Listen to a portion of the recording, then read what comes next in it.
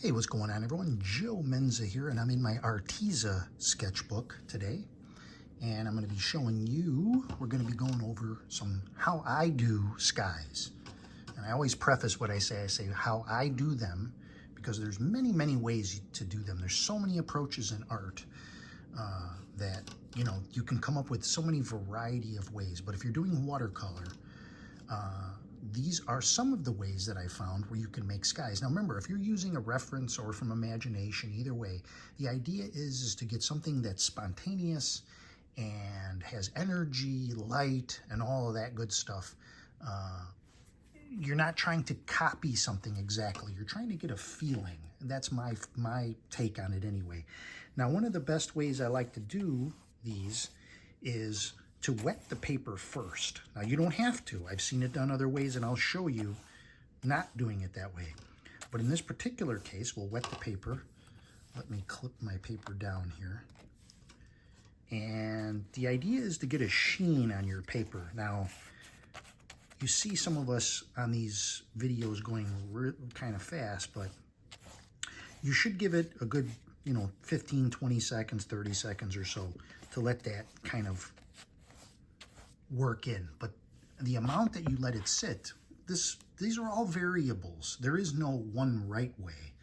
So if we let's go over to the palette, and my palette's getting pretty dirty, so we'll try to clean this up a little bit because I just want to do a blue sky. So we'll try to get some of this out of the way.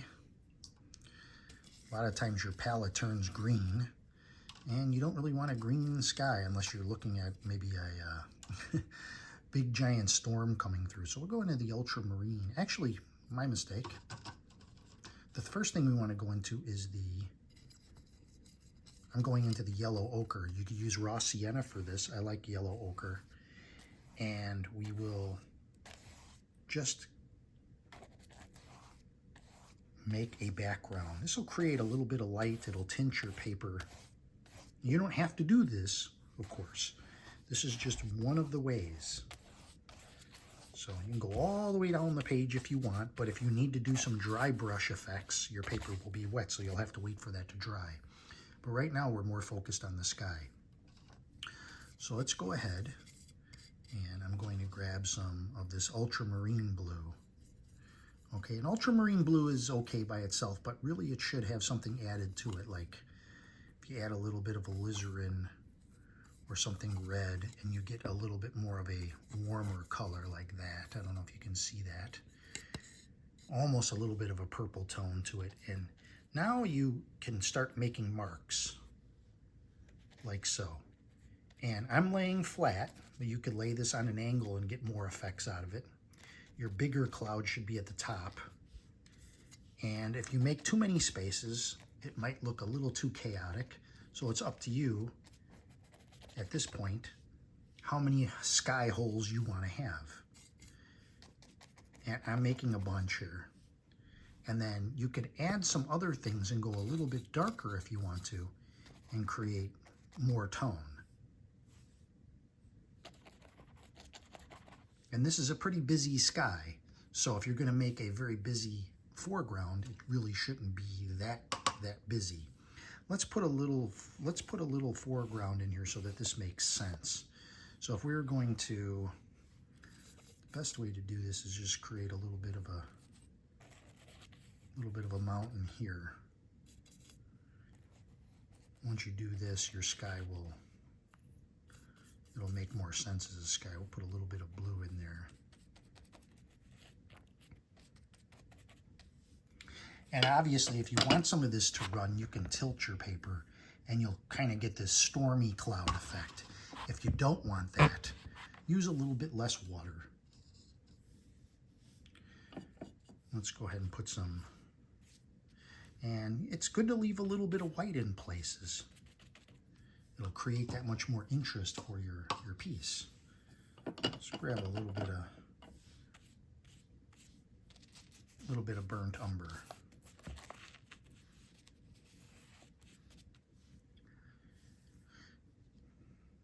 And we'll go ahead and make some little bit of foliage here.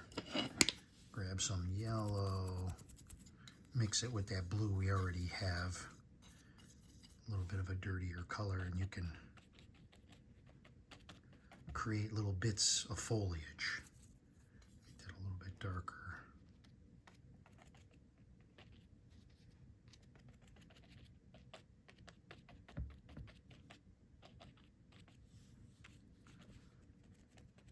And when you do these variations between the light and the dark, it'll make the other areas sort of pop. And if your book falls off the table and closes, well, you have a whole nother set of problems. Check this out. The book closed. Look at this pattern it left. And let's see what it did with the book. Actually, this is how we find out new and interesting techniques. This is what just happened. This page folded. Ignore this page. This was just something I was playing with. I'm going to actually press that harder. Let's see what happens. Oh, look at that. This is sort of an experiment, an experiment to see what happens. Actually, that's kind of interesting. I took away a bunch of paint. This is how we look for textures and things. This, through the accidents, is how I find things. So I'm going to go ahead and I'm going to take away some paint. I need actually I could actually use I don't have a paper towel.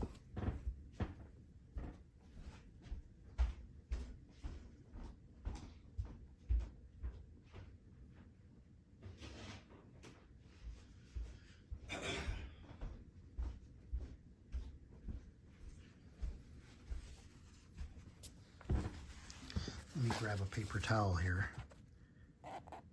And this is pretty smooth paper, by the way, so you can lift away paint.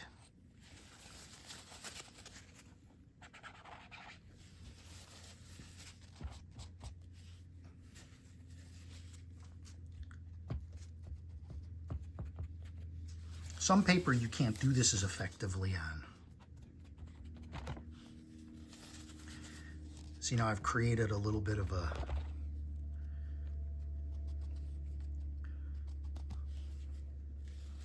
which is really kind of cool. Let me take away a little bit here.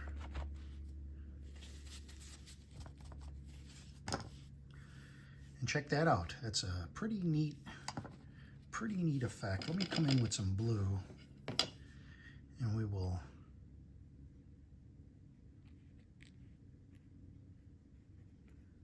create some foliage down in here.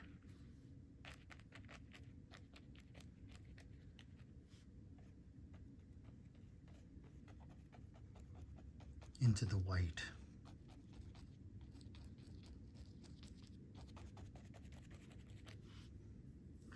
Look at that tree line. Now that's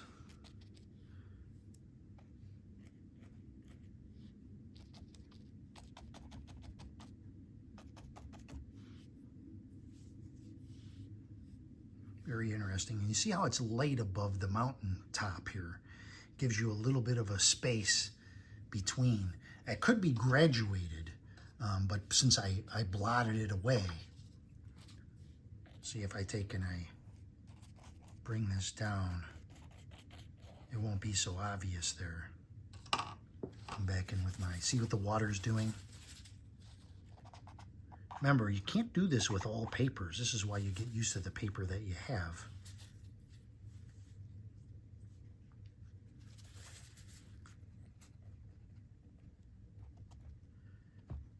And some people will use that one paper, I forget what it's called, Duplo, or there's a paper that's really super smooth. You can get it at Hobby Lobby. And it's so smooth, it's hard to even get the water to, the water won't even absorb into it. See, if it's still wet, you can play with your sky a little bit. Here's another thing, we'll just do this just to show you in this sky here. See, I can lift away a little bit and create almost like a cloud cover there. Now, let's say you want to, maybe add a little bit more, bring the sky down. You could wet this again and then come in with some more blue. Probably should have had a little bit of the red in there, but Again, I show you these things. I'm not worried about turning out a perfect painting. This is more to show you different ways of doing this. And I learn in the process for my own self. I really do. I learn in my own self. My own self. It sounds kind of weird. But I learn for myself certain things like, oh, look at that. Look at that. It's the exciting part of the process.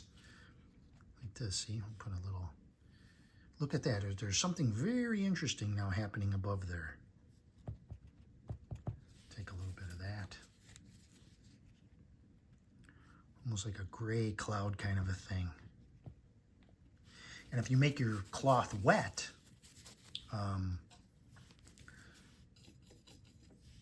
let's put a little bit more gray in here. Just a little gray over the top. If you make your cloth wet, you can actually get different effects. This is a dry cloth, so you have to turn it to get to a clean side.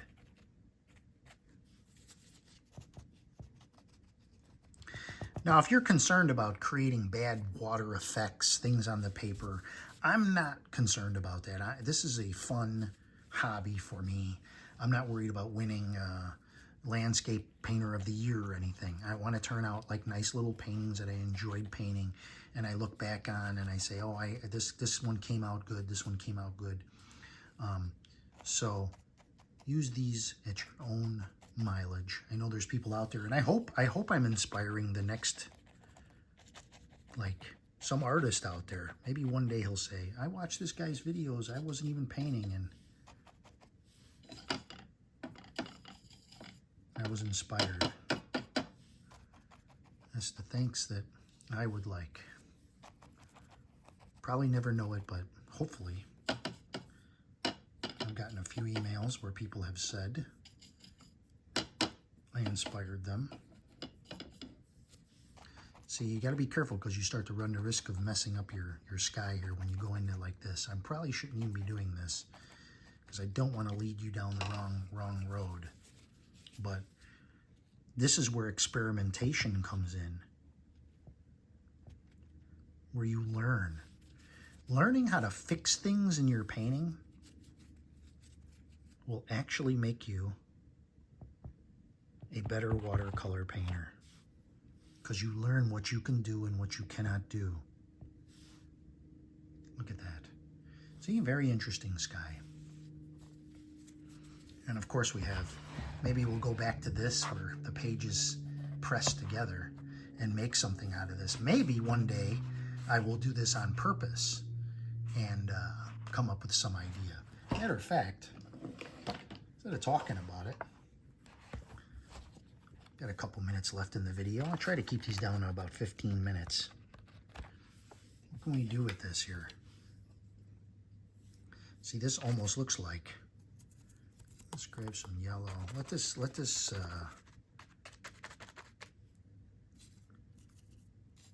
This will tell you what to do.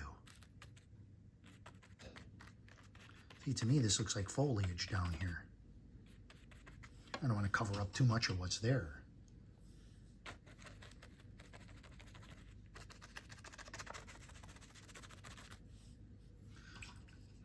Let's take some of this ultramarine blue.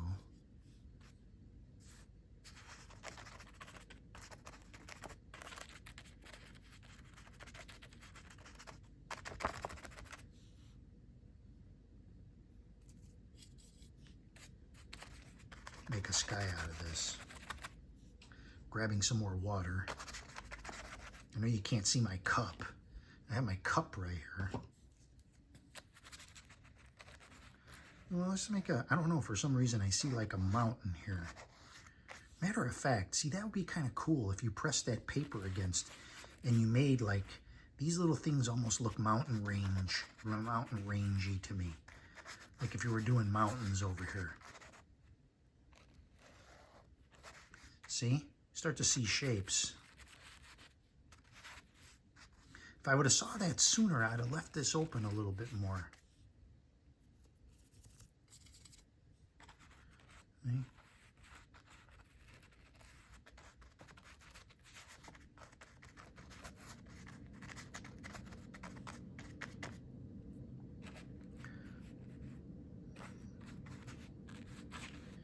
lost a little bit of that.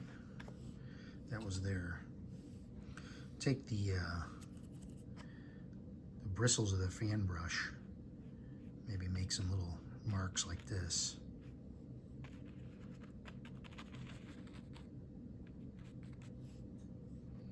And if it doesn't look right, then paint over it. Like this here. Just come in with some water, kind of break it up a little bit. But it's your sketchbook, and you can make it, you can do whatever you want in here. That's the beauty of it. Maybe go over this. If I didn't like that, I could do that. If I say, you know what, this doesn't really, not really what I thought it would be, I can go over that. I can go over this. Matter of fact, take this, and I still like the idea of some kind of a mountain here. I don't know why that came out green. Grab some blue and go over that. Matter of fact, let's get some brown. I don't know why I'm seeing mountains in here. I'm taking, see.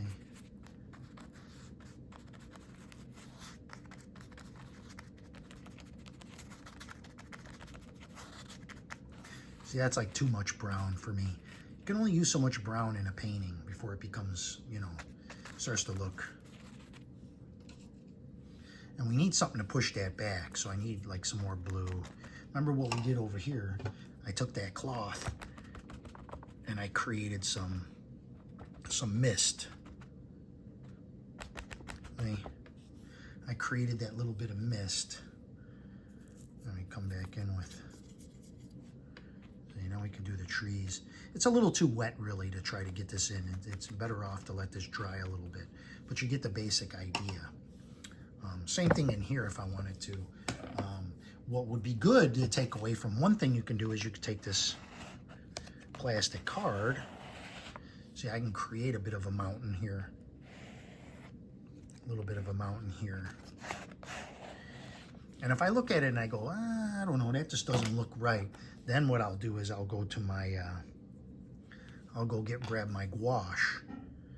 And of course, it's better if it dries, but I'm speeding things along for, you know, for time here. But if I take and take a little bit of this gouache and put it on my finger, create like a snowy mountain here. Snow down here. Look at it. See, it's starting to look like something. That's when the exciting part happens. When you're doing something and it starts to look like something. And it starts to make sense to you.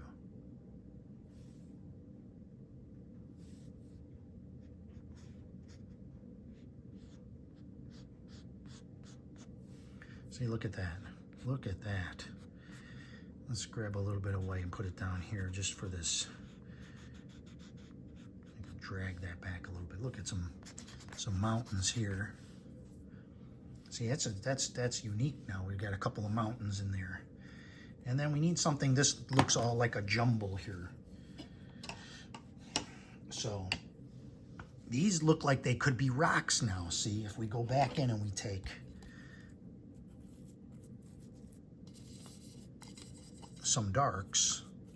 I ran out of blue. You run out of ultramarine blue more than almost any other color in this. If I take this and I make some anchor marks here for where these lights are, see? Look at now it looks like actually natural stones. Remember I wanted to put like trees in here, but they should look more green or more yellow or something. Let me get some.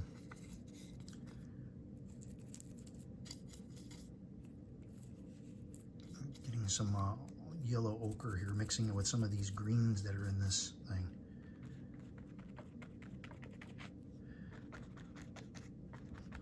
And it's just not where I really want it. Let me wash the brush. See if you get to that. Try to ignore this side over here. That's a little confusing, isn't it?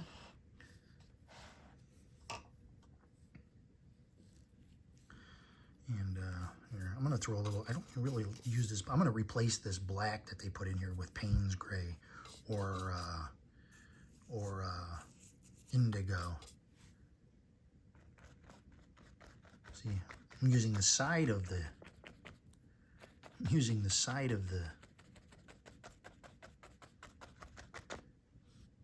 See, now it looks like a tree line. We can build in another tree line. Don't cover these rocks in here. And don't take away from too much, otherwise now, see, this looks almost too dark. So, you know, you might have to come back and say, okay, I'm gonna take back out a little bit. Just create a little bit of a misty effect there, see?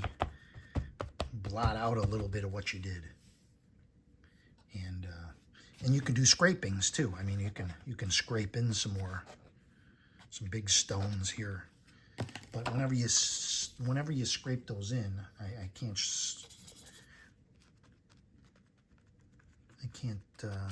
say enough that you need to anchor those down.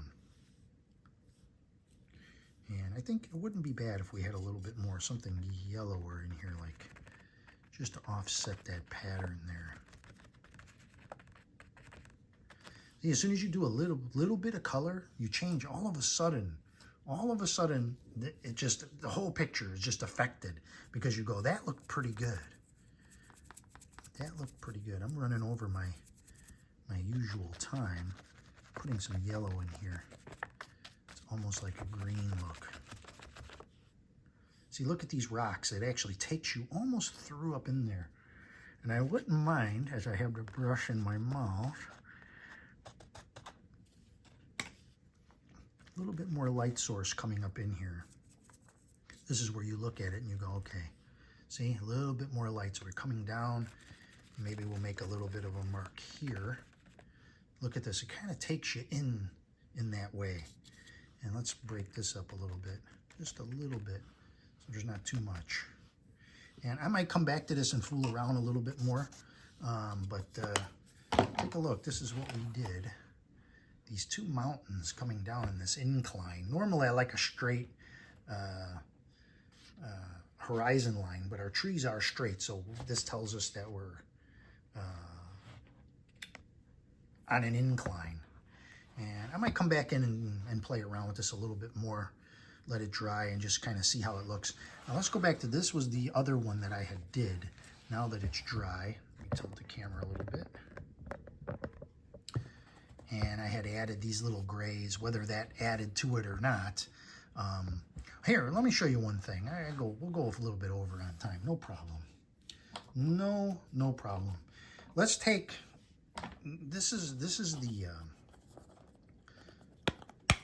the white that came in this set. Now you can use gouache for this, a milky wash, just by adding some water on top of this little cube of white. See, this is a milky wash. And we'll take and just sort of blend that in.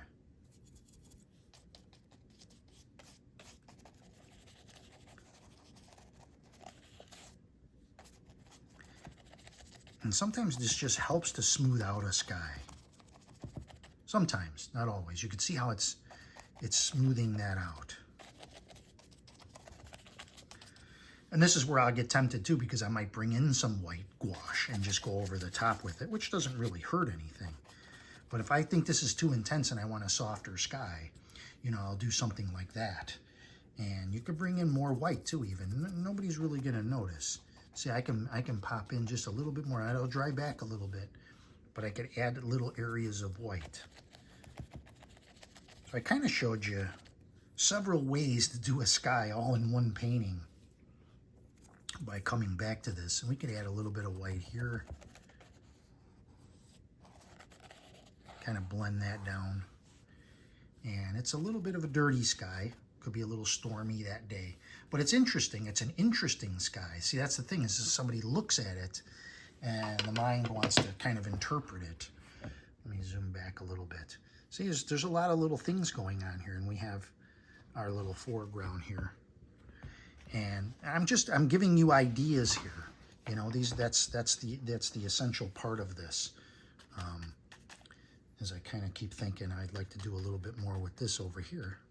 But this is that other one that we did. And if this is too dark, see, I'll add water and I'll go like this, watch. Okay, here's it, look at this is my wet cloth now, it's wet. And I can lift a little bit of that out so it's not so strong. See, a lot of people think, oh, you can't fix, you can't do that. No, you can do it. There's a lot of things you can do. This is too dark. Lift a little bit, and I press too hard, and my cloth is too wet. That's okay. Look at it, left a little bit of a pattern. When this dries, this little pattern, it'll actually look very cool. It'll be a very, very cool effect. So from this point forward, I'm going to leave this dry. I might pop in a couple birds or something, and I'll throw up the dried version at the end of the video. I hope you enjoyed this, and I think it turned out pretty well with flipping my book off the table. Those are sometimes the best things, I'm telling you, to do. Though some of the best paintings come out from your maybe tragic accidents, you know? So thanks for watching. I hope you're enjoying painting and this whole sketchbook series. I'm enjoying doing it because I'm learning more and more things that I'm working out in my head. And it's such a casual approach because it is a sketchbook. And I've got more sketchbooks coming. I ordered this one today. I'll just show you here. And we'll just go the full 30 minutes almost. This is Bao Hung, if I'm saying that right. This is actually hot press paper. Somebody will say, show us the paper. Let's see the paper. I know if I was watching, I'd say, but it's hard to see in here. Look, there goes the camera wavering. And that's it. It's got a little bit of a grain to it, trust me. And it's got this little leather effect. Because I had gotten this Bao Hung book here. This one's cold press, see? CP. So we'll open this up. This is a smaller book. And the smaller books can be fun because you can generally jot down ideas. I think the bigger books, like this one, are kind of better to flesh out your ideas just because you have more room. But these smaller books, they'll teach you to paint in a smaller format. Like, see this one, look at, these are a few I did. I was getting used to this now. See, it's a little, getting used to the smaller format using just the fan brush. It was like a little winter scene. These are just trying to get ideas, and you can see I got a little better as I went along. Just adding a little bit of white here, and now I'm reducing down. Look at the mountain size compared to the one in the background there. And this little lake here, as you can see, I did this little, trying to get some gold in there. I was trying to get like a gold effect, even though it doesn't really match the sky. This one here, I was doing some stuff with dark and light. Again, when you do these little sketchbooks, this is your chance. You get something, an idea in your head, and you say, I have this idea for, I don't know, maybe something with orange, or I have a little river idea. And then this can be blown up into a full-blown painting idea later on. So don't dismiss the size of these. This one was, by the way, this was, what was this book? I forget now. I have so many sketchbooks now. This was, here, let me just show you, because I'm not going to know how to say that. Tumorta. And this is a nice little book. So you can take this, again, this, look at this. And if you take like one brush with you, oh, look at the gear, and then you'll need some water. But imagine the gear that you'll have to carry around with you. You can put this in your glove compartment in your car. So that's it. I'm going to cut it here. I hope you're enjoying this. Leave me some comments down below. Don't forget to subscribe, like, and all that kind of good stuff. Not that it matters, but I know that you're out there. That's all. So we'll see you on the next video.